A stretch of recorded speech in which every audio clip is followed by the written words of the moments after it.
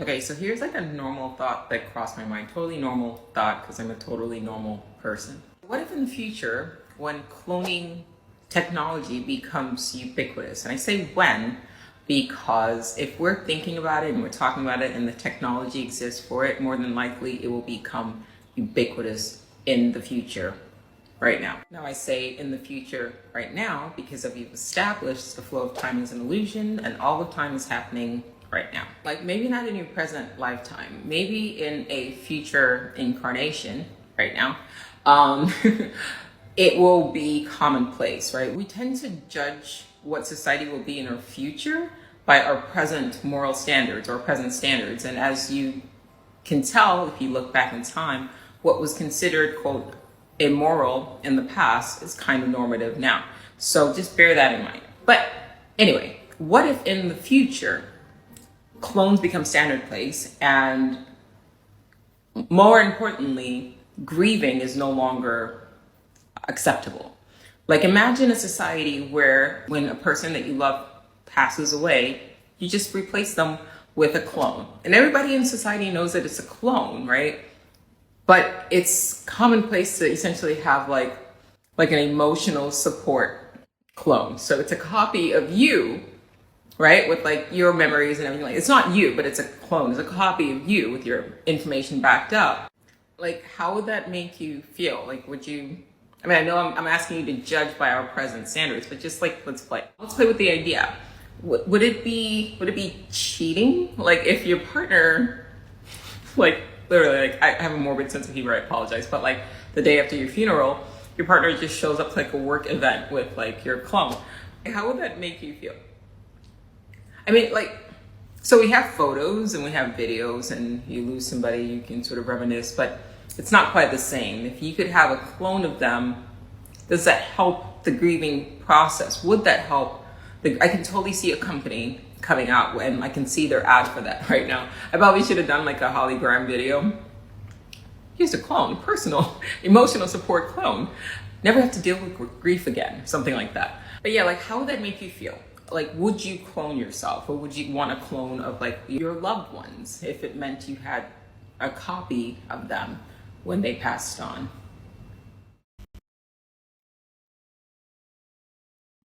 Hold on. If I died, would you clone me? Yes, Why? because I would miss you. Okay, but what the fuck? Like, you're just gonna make a copy of me?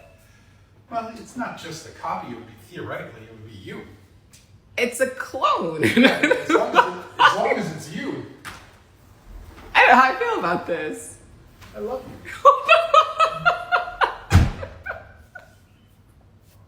you. Apparently, he would clone me.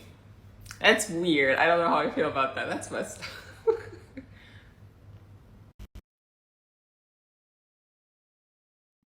Okay, but I mean, I hear what you're saying, but like, it's not, I wouldn't clone you. I would just, why are you laughing? I would just deal with it. What is that? It's food. But no, don't change the subject. Let's go back to you cloning me. The way you say it and look at me makes me uncomfortable. No, I'm uncomfortable with the fact that you would make a copy of me. Ew, Rob. Okay, you're missing. Hold on. As usual, you're missing the beautiful point. What's the beautiful The point? beautiful point is, I would be so sad without you that if I could have you, I would want to have you. As a clone. But it would be an exact replica of you. But it's not me. But it would be you. Wouldn't it? No, the consciousness it would not be Your my consciousness wouldn't be there? Nah, it's, So it would just be your physical form? yeah, it would just be Oh, then fuck that.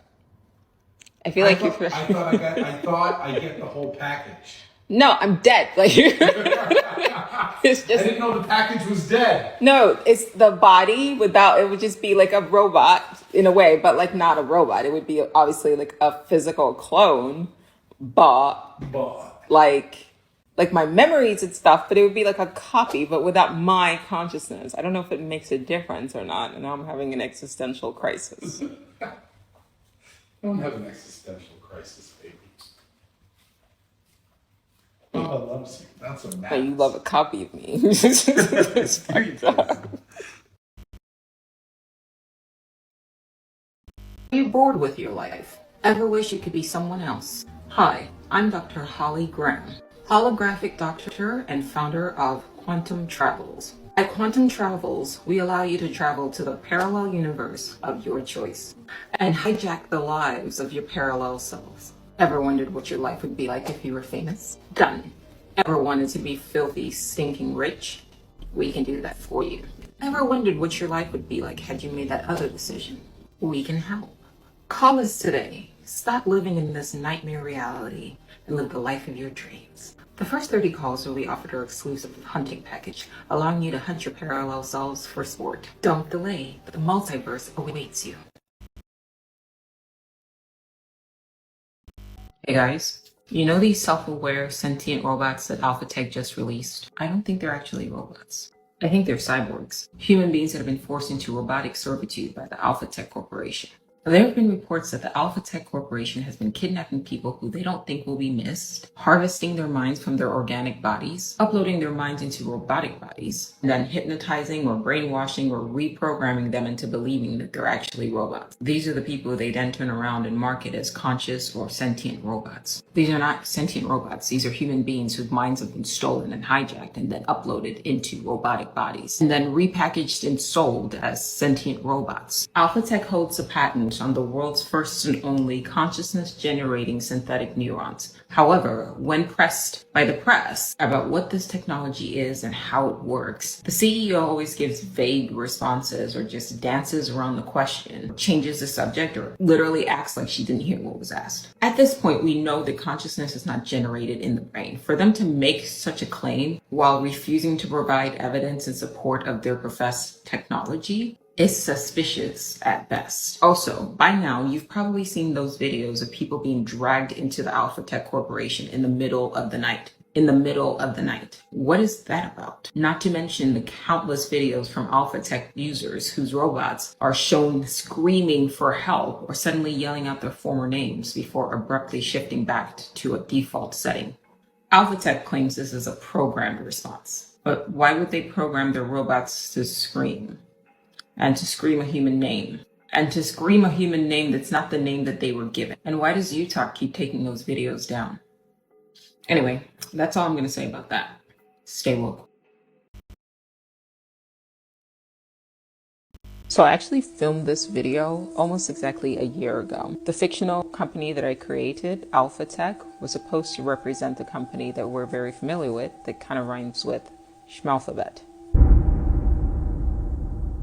And UTalk was just YouTube and TikTok put together. Now, at the time I wrote that story, I was really thinking about whether or not a computer could become sentient. I really would like for more people to sit and have serious discussions as to what the future holds for us regarding technology. Because, ready or not, the future is coming at us super fast, and we need to make sure that our minds are prepared for it. Now, on my YouTube channel, somebody had asked whether or not I thought that Google's Lambda had actually become sentient, which is why I reposted the video. And here was my response. I am not a materialist. I do not believe that the brain produces consciousness. There have been no peer-reviewed studies to prove that the brain does in fact produce consciousness. In fact, there has been more evidence showing that consciousness can and does exist outside of the brain, and that the function of the brain is to perform a limiting function on consciousness. So for me, if the engineers' reports are true, I think it's more likely that a consciousness may have entered or may have been uploaded into the machine. I think that that is more likely than a mechanical brain suddenly generating consciousness. I mean, that's like a hidden materialist approach. Like, I think there's literally a ghost in the machine if you want to define consciousness as a ghost, a non-corporeal entity that can inhabit form,